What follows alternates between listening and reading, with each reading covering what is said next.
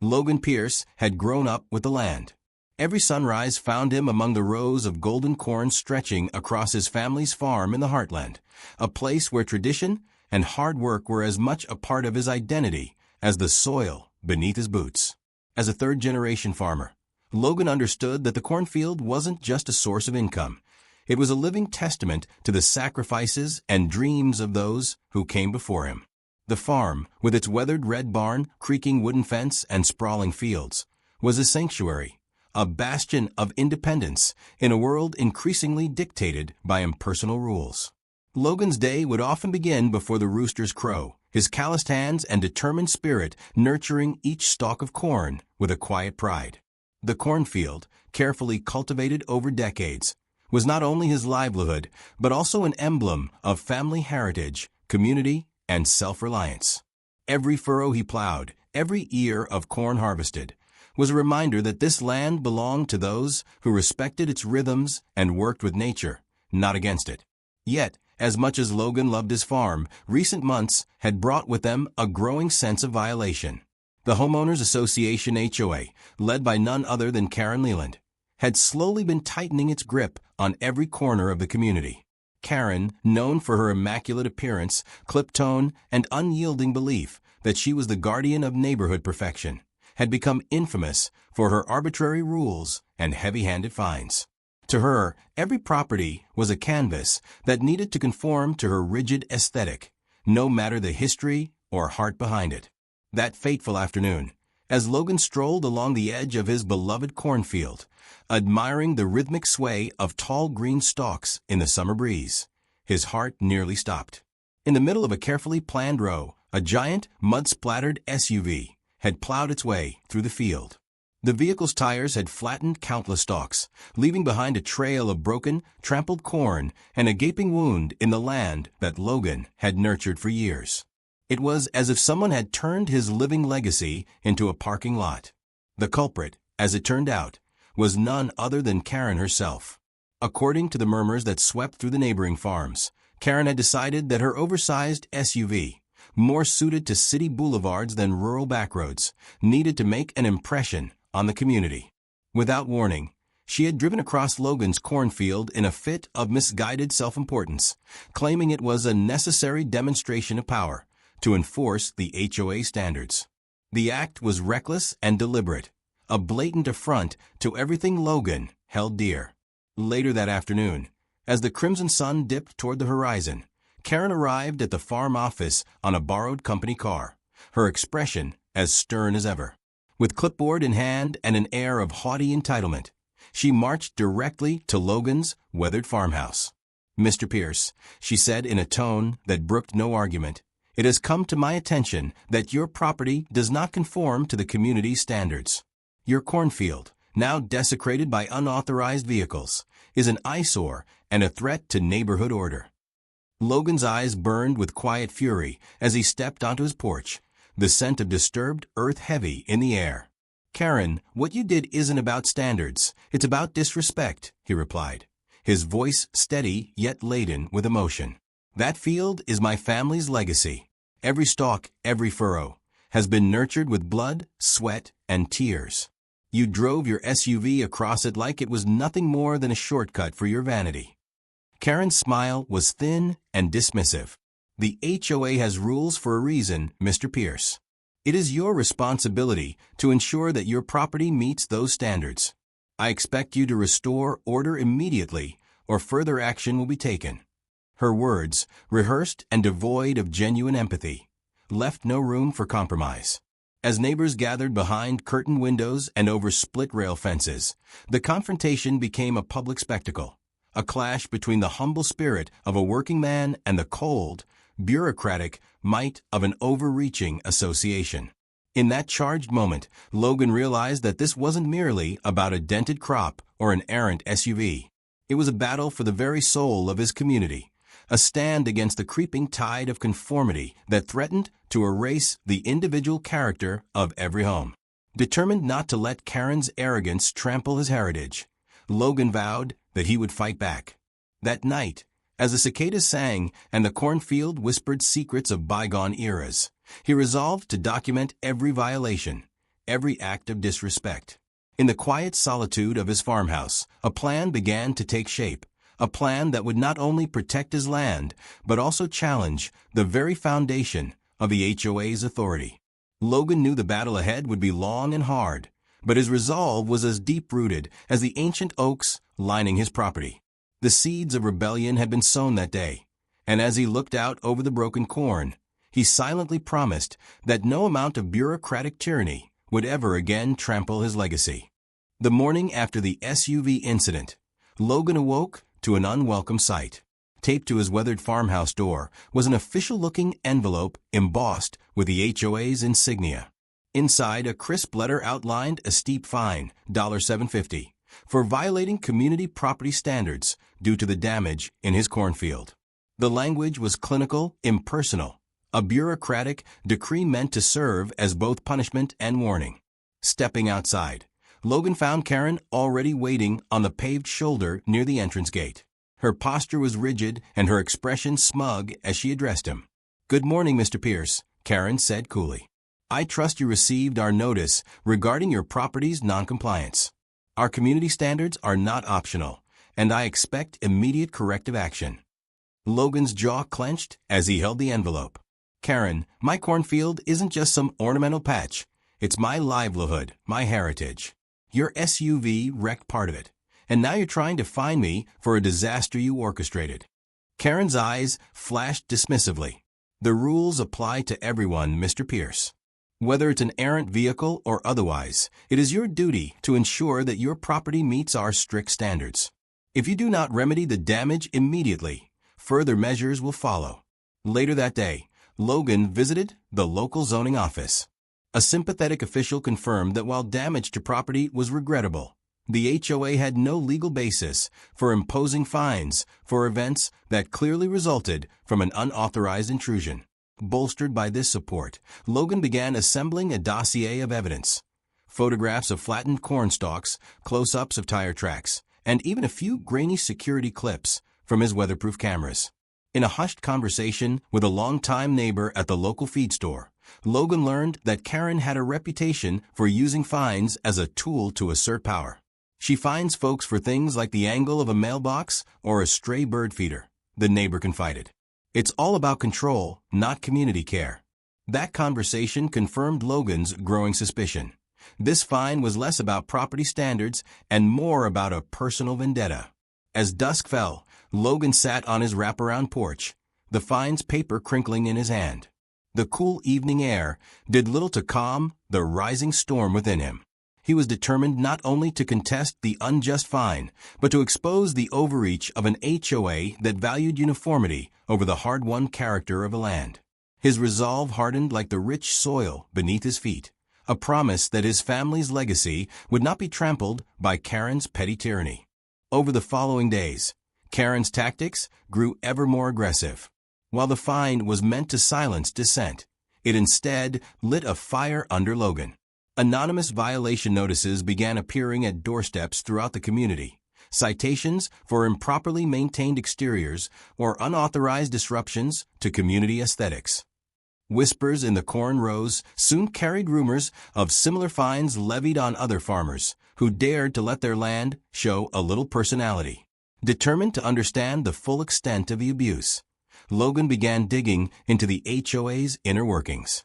Late one evening, by the dim light of a single desk lamp in his farmhouse office, he pored over publicly available HOA meeting minutes and financial records. What he discovered was unsettling. Kerren's office had a long history of imposing fines for the most trivial infractions, with the revenue often disappearing into accounts that lacked any transparent record. A few board members, fearful of Kerren's iron grip, even hinted that donations to the HOA were more like extortion payments. Armed with this evidence, Logan expanded his surveillance. He repositioned his hidden security cameras to capture not only the edges of his field, but also the community entrances and the battered remains of his cornrows.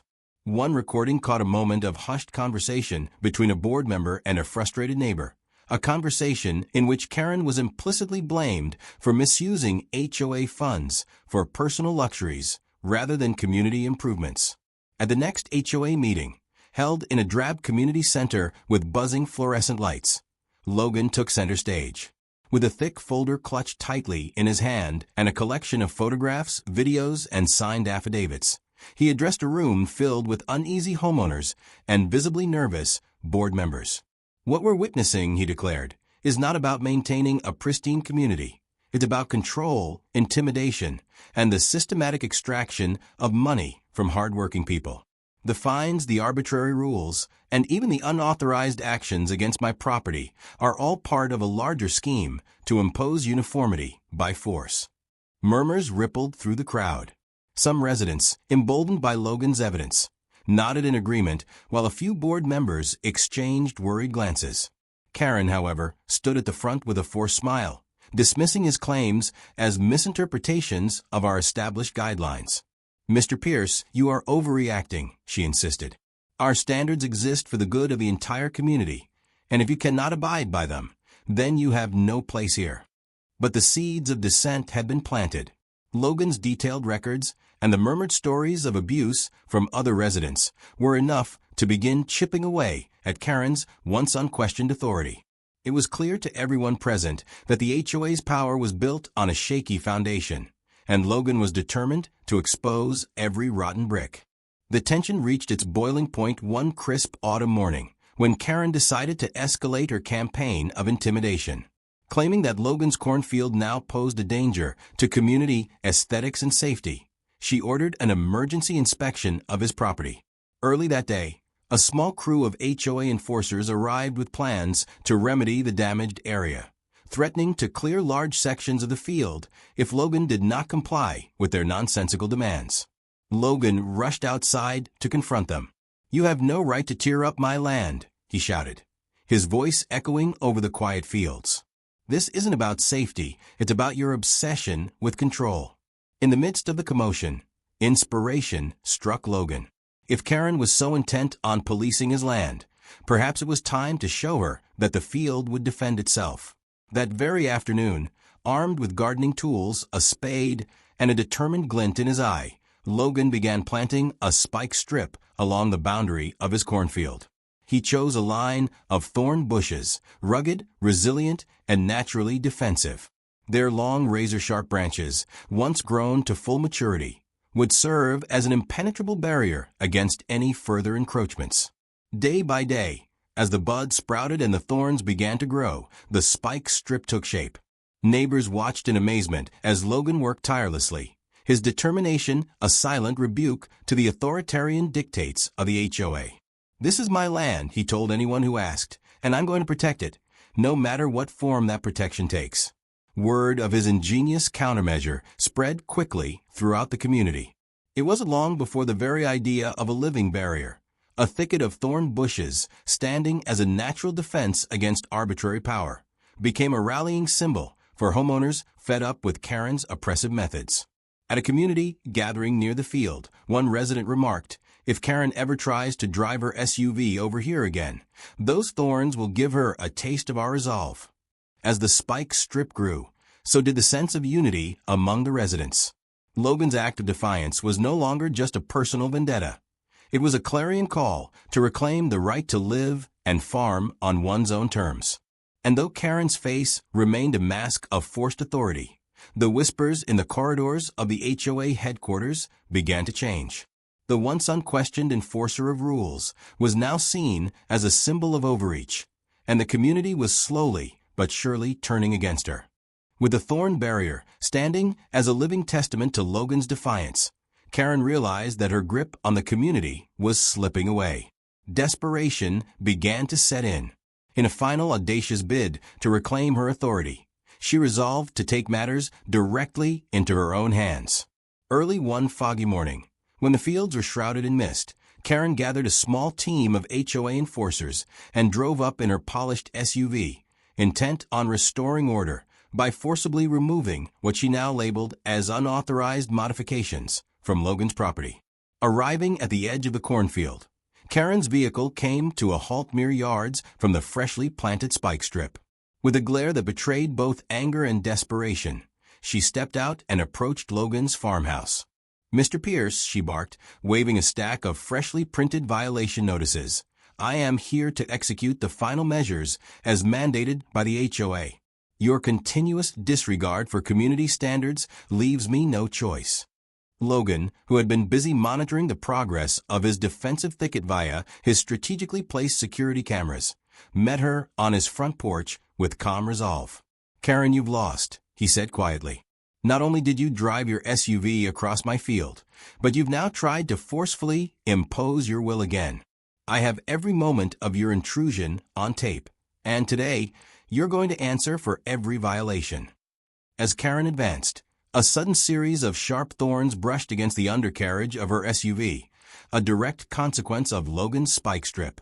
The vehicle shuddered as glass and metal scraped against the dense, thorny barrier. Startled shouts erupted from Kerren's entourage as she scrambled to regain control, but it was too late. Hidden cameras captured every humiliating moment. Kerren's furious face contorting as her prized SUV suffered damage, her desperate attempts to maneuver away thwarted by nature's own defense. Within minutes, police sirens pierced the cool morning air. Officers arrived to find Kerren red-faced, fuming, and clearly out of her element as she stood amid a scene of both natural defiance and personal disaster.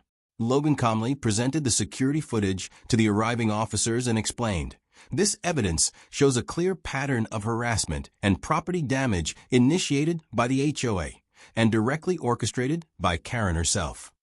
The footage, played on a portable device for the assembled law enforcement, left no doubt about the extent of Kerren's misdeeds. With every second documented, the SUV's collision with the thorn barrier, the frantic shouts of her enforcers, and Kerren's own desperate pleas, the community's outrage reached a fever pitch. As the police began taking statements and confiscating evidence, Kerren's final, desperate move unraveled before the eyes of a now united neighborhood. Her attempt to reclaim control had not only backfired spectacularly, but had become the defining moment in the battle between individual freedom and arbitrary power. "This isn't over," she hissed as she was led away, but her words carried the weight of inevitable defeat. In the aftermath of Kerren's catastrophic miscalculation, the community's response was swift and resolute. Word of her humiliating debacle spread like wildfire. Neighbors, who had long suffered under her arbitrary fines and capricious rule, gathered at an emergency town hall meeting held in the renovated community center. The mood was electric, a mixture of righteous indignation and hopeful determination. At the meeting, Logan presented the comprehensive evidence. Security footage of Kerren's SUV colliding with the thorn barrier, detailed records of the arbitrary fines, and first-hand accounts from other residents who had been bullied into submission. With every piece of evidence, the argument became undeniable. Kerren's reign of overreach had run its course. A vote was called. One by one, homeowners cast their ballots, a unanimous decision that sent shockwaves through the community. Kerren Leland was to be removed from the HOA board immediately. The vote was not only a repudiation of her actions, but also a clear message that the community would no longer tolerate tyranny masquerading as governance. As the news of her expulsion dominated local headlines, the once feared enforcer of HOA standards found herself increasingly isolated. Board members, now exposed to the public scrutiny, resigned en masse. An independent audit was ordered to recover misappropriated funds and to re-establish transparent, accountable management of the HOA. For Logan, the victory was both deeply personal and profoundly communal. He had defended not only his land, but the right of every homeowner to live without fear of arbitrary penalties and invasive control. At a celebratory gathering on his farm, where neighbors enjoyed freshly harvested corn and homemade lemonade, the atmosphere was one of jubilant relief. Laughter, once muted by fear, rang out as residents toasted to the fall of an oppressive regime. In that moment, the Cornfield, scarred yet resilient, stood as a living testament to the power of unity and defiance. Logan knew that though the battle had been long and arduous, the spirit of the community had prevailed, ushering in a new era of fairness and respect. In the weeks following Kerren's dramatic expulsion, the legal fallout intensified. A class action lawsuit was filed on behalf of the entire community, alleging mismanagement, fraud, and systematic abuse of power by the former HOA board.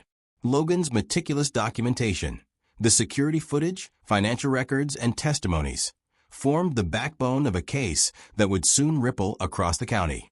In a tense courtroom drama, one by one, homeowners took the stand to recount their experiences, the arbitrary fines, the invasive inspections, and the blatant disregard for individual property rights.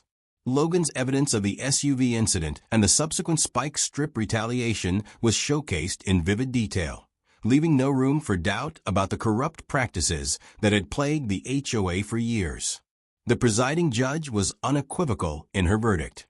The court finds that the actions of the HOA, under the direction of Kerren Leland, constituted a gross abuse of power. The HOA is hereby fined and all implicated board members are subject to further legal action, she declared, her voice resonating with finality. Local authorities, spurred on by the public outcry and the damning evidence, vowed to overhaul HOA regulations throughout the region. The scandal, once contained within the confines of a rural community, now became a cautionary tale broadcast in local media and discussed in town halls across the county. For Logan, the legal victory was a moment of profound vindication. His steadfast refusal to yield had not only reclaimed his family's legacy, but had also set a precedent for communities everywhere. The final legal ruling marked the end of an era of tyranny, ensuring that no homeowner would again be forced to bow to arbitrary and invasive power. With the legal battles behind her and the community's judgment rendered in black and white, Kerren Leland's personal life began to unravel. Once a symbol of authority and immaculate order, she now found herself a pariah. The lavish lifestyle she had once flaunted, luxurious cars, upscale attire, and the trappings of unchecked power, began to crumble under the weight of mounting legal fees, creditor calls, and public humiliation. Local news outlets replayed the footage of her disastrous attempt to reclaim control over Logan's field, and social media buzzed with memes and snarky commentary. Her reputation, carefully cultivated over years, was now in tatters. Former allies distanced themselves, and whispers of scandal spread through every corner of the community.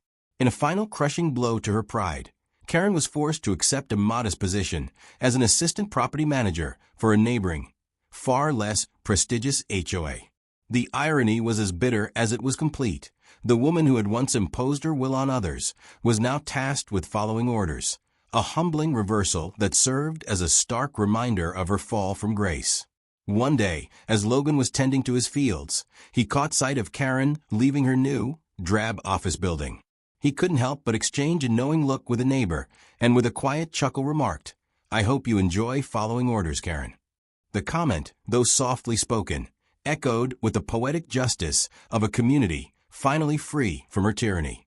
For Kerren, every day became a lesson in humility, a relentless reminder that unchecked power always invites accountability.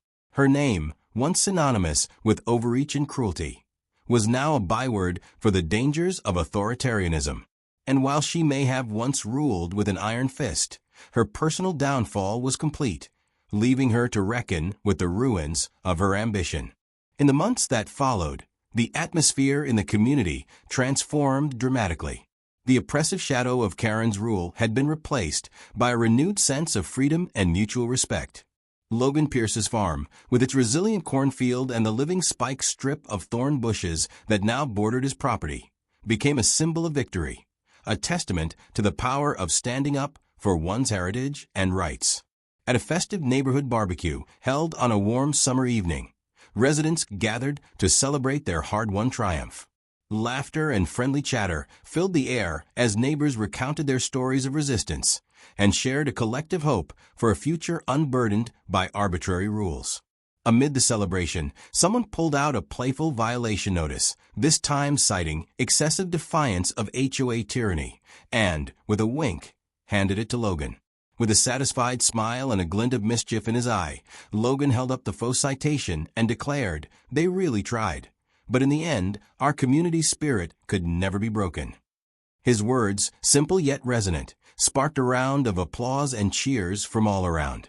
As twilight deepened into a starry night, Logan sat on his farmhouse porch, gazing out over the cornfield that had withstood so much abuse and neglect. The thorns, now grown tall and formidable, swayed gently in the breeze, a living monument to the determination of one man and his community. In that quiet moment, with the gentle hum of crickets and the soft rustle of corn leaves, it was clear that while tyrants may rise and fall, the true spirit of community endures. Fade to black.